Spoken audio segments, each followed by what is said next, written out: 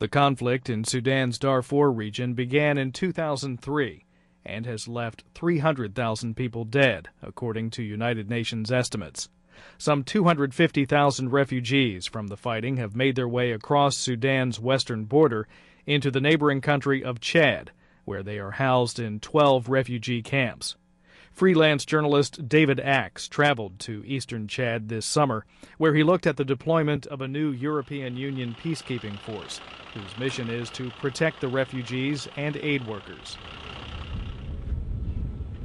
The fighting in Darfur essentially pits the government of Sudan, which is an Arab-dominated government, versus disenfranchised African tribes in the western province of Darfur.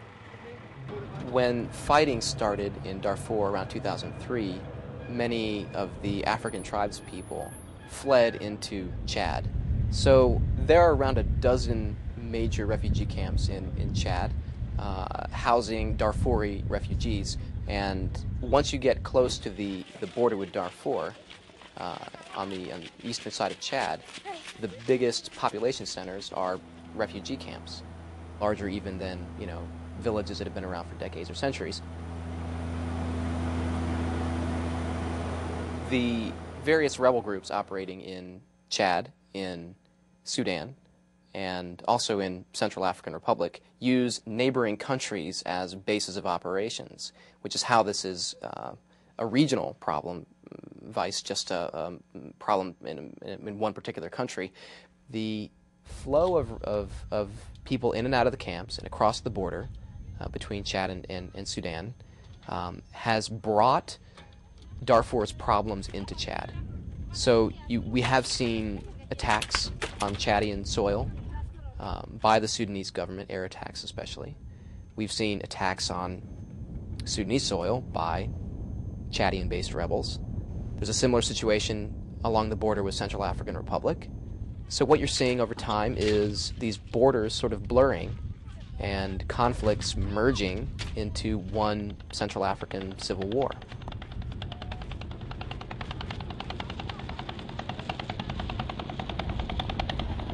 In the years since the Darfur crisis began, there's been sort of a growing awareness of the problem globally, and in many countries, people have demanded that their governments take action to do something to try to save Darfur.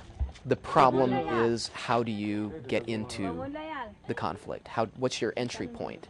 Sudan is so hostile to any foreign presence that getting peacekeepers, getting aid groups into Sudan is for a while was nearly impossible, and even now is dicey. Now, there is a peacekeeping force in Darfur. It's mostly African unions with some significant UN support, but Sudan has so constrained them in terms of their resources and what they're allowed to do and where they're allowed to go, that they're not terribly effective. And also, they've come under attack from who exactly is hard to say, but they've come under attack on many occasions, including an attack in July that killed 7 African peacekeepers. So extremely dangerous duty in Darfur. Chad, it's a friendlier government to the west. It's a somewhat safer country. It's still very much at the heart of Darfur, the Central African crisis. But it's a better entry point into the problem than Sudan itself is. So the European Union, with a UN mandate, decided to send peacekeepers to try to do something about Darfur, and they sent them to Chad. It took a year to get countries to commit troops and resources, and they finally began deploying this spring. They're still deploying in many of the locations where the EU will operate, where EUFOR, it's so-called EUFOR, will operate. They had to build a base from scratch. So some of those bases are still being built, but within a few months, by this fall, you'll have about 4,000 European peacekeepers from about a dozen countries, mostly Irish, French, Swedish, some Austrians, some Poles. So by this fall, you'll have 4,000 peacekeepers whose job it is to protect Darfuri refugees in eastern Chad. It's a vague mandate. What does protection mean? Do you attack the rebels? Do you attack bandit groups? Do you adopt a strictly defensive posture? How close to the camps do you get? How closely do you work with the Chadian government and with the refugees themselves and with the aid groups? The mandate is to protect the refugees and the aid groups that are caring for the refugees. But exactly how U4 is going to go about doing that is yet to be seen. So in coming weeks, the force will finally be in place, and we'll see what happens.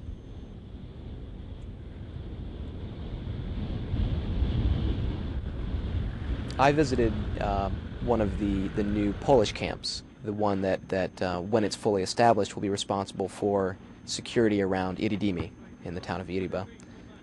And what they call North Star Camp. It's predominantly Polish, but when I was there, there were some Irish infantry whose job it was just to protect the camp while it was being built, and also some French logisticians who looked after supplies and things of that nature, while the Poles had a bunch of engineers there actually building the base.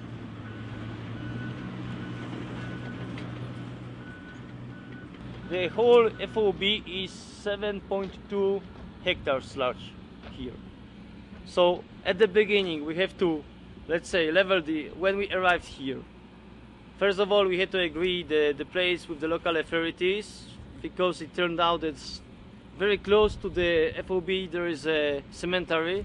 We couldn't even see that it was the cemetery, because it looks completely different than the cemeteries we can find in the United States or in Europe. So we had a little bit to change the place for the FOB. When did you occupy the camp? We started to work here on the 8th of May, and we've been here since this time. So who do you have here right now? It's mostly right now, Polish troops. Yeah, right? Right now I have here the Polish Advance Party, consisting of 111 soldiers.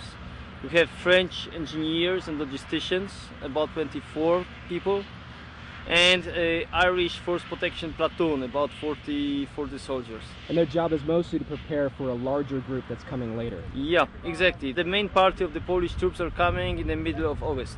So when do you think you'll be able to begin the routine patrols? When the rest of the operational troops arrives, I will, let's say, intensify these operational activities here. So we should intensify them in September, because after coming here, the soldiers must go through the introduction training. They have to accustom with the area, familiarize with the area, and after that they will gradually launch their operational activities. Okay, now we are entering the full operational base area. The area is surrounded with the berms. Each berm is 3 meters high and 8 meters wide, the basements. So they provide protection against the direct fire and observation. Here we can see the outlets that is being prepared. Here we'll have the drainage ditches that will remove the water from the forward operational base area outside. This is very important during the rainy season. Just not to have a swimming pool here after the intensive rains. Okay? Is it difficult for the soldiers to work in the heat? Yeah, of course. Just getting accustomed to the climate is very important element to work here in Africa. So of course everything depends on the individual features, but usually it takes about 2 weeks to get accustomed to the weather conditions here. The temperature at noon is usually plus 40 degrees Celsius in shadow, so much more in the sun. So, for example, just to avoid the heat during the between 12 and 1600 hours, we don't work. We can call it the siesta time, when the soldiers take a rest. But soldiers start their work very early, so they start at 6 o'clock, their activities at 6 o'clock, and they will continue their job till 1200 hours. After that there is a break, the lunch break and the siesta, and they again start their activities from 16 till 1800 hours. So they work 8 hours a day and 6 days a week. Only Sunday is the day off. And they have to drink a lot of water, I understand. Yeah, sure. Especially at the beginning, they must drink 2, 3 or 4 bottles of mineral water. This is very important. We have to, especially for the newcomers, we have to remind them that they must drink the water, just not to dehydrate the body, which is very important. At the beginning, when we arrived here in April, the weather conditions in Poland and in Chad were so different that we had some cases that soldiers were a little bit dehydrated and they felt very bad. I mean, they overheated their body at the beginning. But now we have no problems. After this 2 weeks period of time when the soldiers get accustomed to the climate, they usually can start their ordinary duties and activities. But all that water, you have to use bottled water that's flown or driven in. Does that put a strain on your logistical system? Yeah, we first of all, talking about, for example, about the Polish troops, we brought some reserves of water, of bottled water here, just with our containers, and all of them were transported by aircraft. But now we are resupplied by the French Combat Service Support Battalion, who delivers us the bottled water every week. Here the local resources are so much limited that almost everything must be imported or must be taken from Europe. How do you meet with local leaders to discuss these issues and to make them comfortable? We meet with them every week. Sometimes I meet them twice a week even, and we discuss about the current problems, how to solve them. The cooperation with the local authorities goes very well, without any problems, so we have a close cooperation. Our idea is just to provide the security here, but the security is not everything. So we want to, let's say, help the local population with improvement of their roads as much as it is possible, because we have also the limited capabilities, but also to, let's say, provide kind of the assistance for the local primary school as well.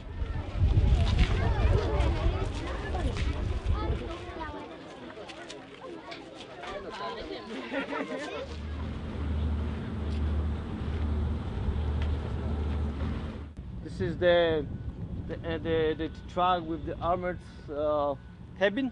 Mm-hmm. Here you can see the Land Rovers that belong to the Polish military police specialized unit company. We'll use them during the operational activities. Why do you need an armored truck? You never know what may happen. The best let's say, example is Afghanistan or Iraq. We'll have troops that already served either in Afghanistan or in Iraq or in Congo. Mm-hmm. So for these soldiers it won't be the first mission. Here we are approaching to the ammunition dump or depot.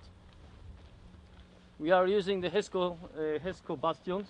What's a HESCO bastion? You can see them. Mm-hmm. And we can fill it in with the sand. So it's a sand-filled barrier. Yeah.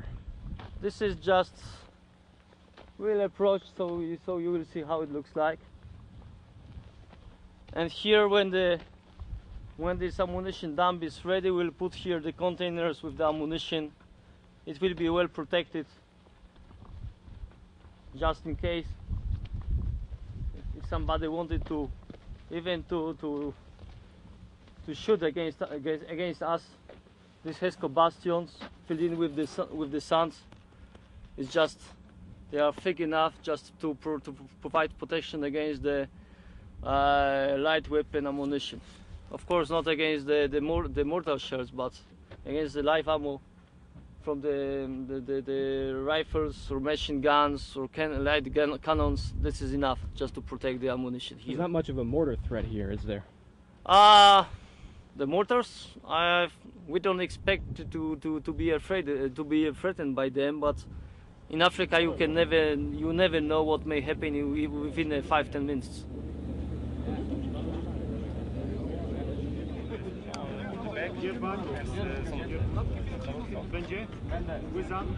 This mission is considered as a humanitarian one.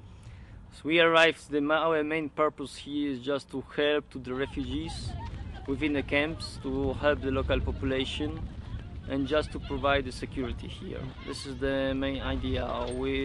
In comparison to Iraq, we have no defined enemies here. Until anybody doesn't harm the local population, is not considered as an enemy by us. Right. Of course, if this person or this organization begins to harass the local population, will automatically react. So this is more stabilized mission rather than a mission that with the character as we can find in Iraq or Afghanistan. So you're a neutral party between the fighting between Chad.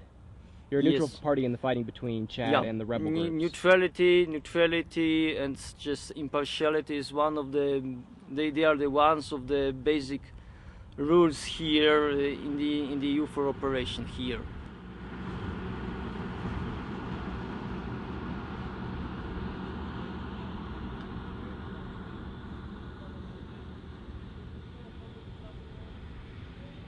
For many of the nations contributing to EUFOR, this is a big deal, and even for the EU itself, it's a big deal. This is the first major overseas mission for the military mission for the EU, and for a country like Poland, which it's sort of a new member of NATO, a new member of the quote unquote free world, participating in this mission is a really big deal, even if it's only a few hundred troops. So the Polish defense minister dropped in to pay a visit, to chat up the troops, to talk to reporters, and to meet with local authorities.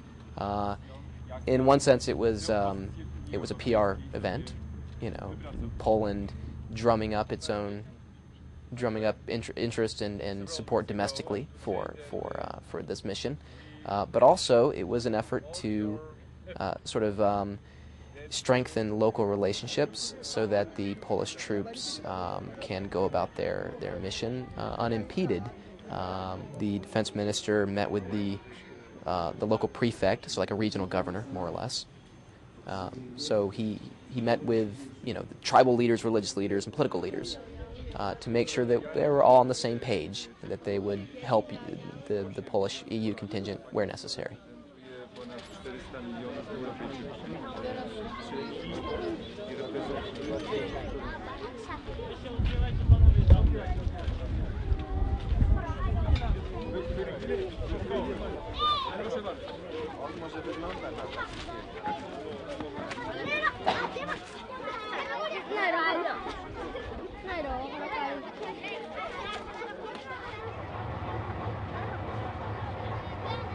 At one point I went into Iriba with a small French patrol. Actually, it was the base's French bartenders. In addition to handling the new Polish base's logistics, the French also tend the bar. EUFOR gets as much of its material as it can from the local economy and from local sources. There's a limit to that, just because Chad doesn't have much. So the French bartenders went into Iriba in a couple vehicles and went to the market, and they had been there long enough that they had shops they had good relationships with, and ducked in, bought some stuff, cigarettes, soft drinks, food. Are you going to play cards with us? You have cards? Are you putting your money on the table? I have money. I gave you a brand new pack of cards. Where is it? You have to bring it back. And I'll give you another pack and you give me a little amulet.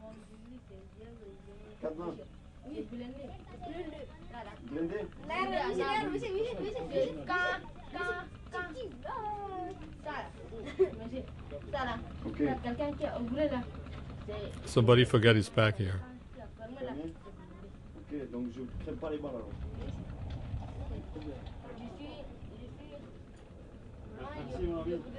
Thank you. Tomorrow you got a brand new game, a brand new pack of cards. My friend. See you tomorrow. Tomorrow you get new cards, okay?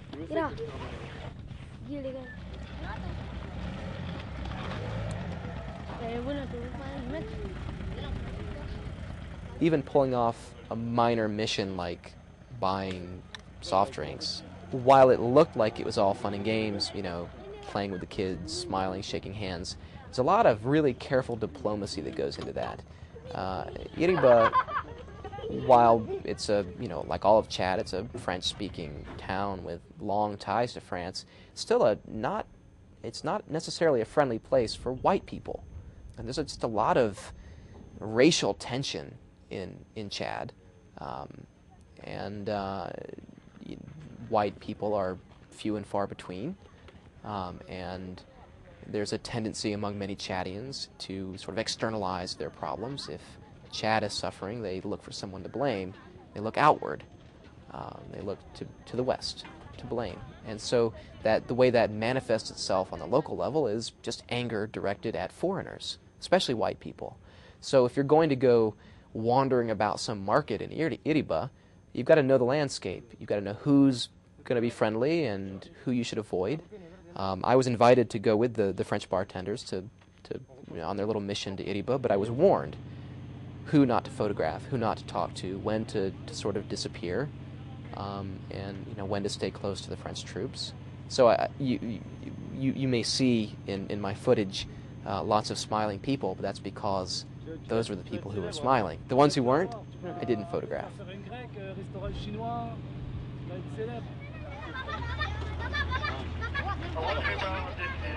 You are okay, over. You're okay.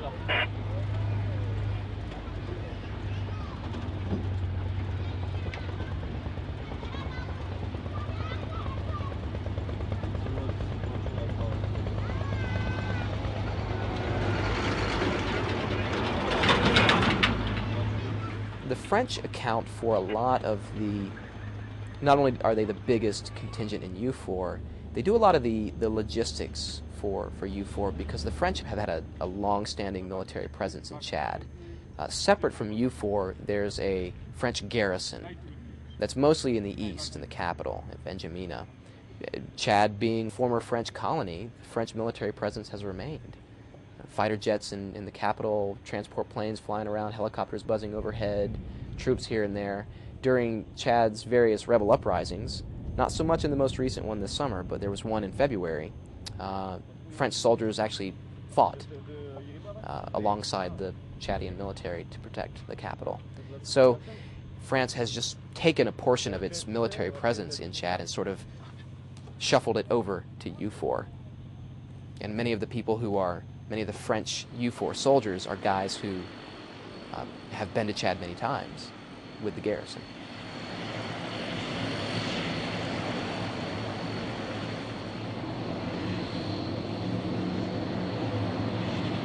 The EU peacekeeping force in Chad was born of good intentions. The good intention being to do something about Darfur. They're in Chad because only Chad is possible. You can't get a Western peacekeeping force into Darfur itself. Sudan just won't have it.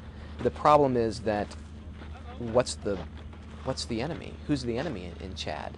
I mean, there's certainly no shortage of security problems, but it's hard to pin down one particular cause.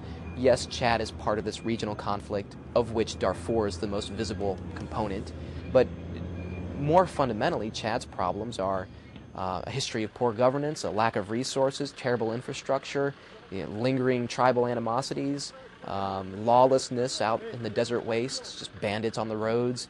These are things that these are things a military force cannot necessarily attack and address. So U4 lacks a clearly defined enemy, which means they can only take a passive defensive posture.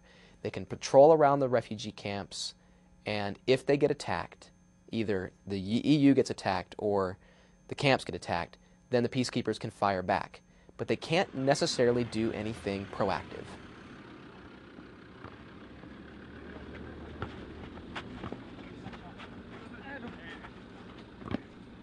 If you have comments or questions about C-SPAN's international programming, please email us at international@cspan.org. And you can watch this or other C-SPAN programming on the Darfur conflict by visiting our website.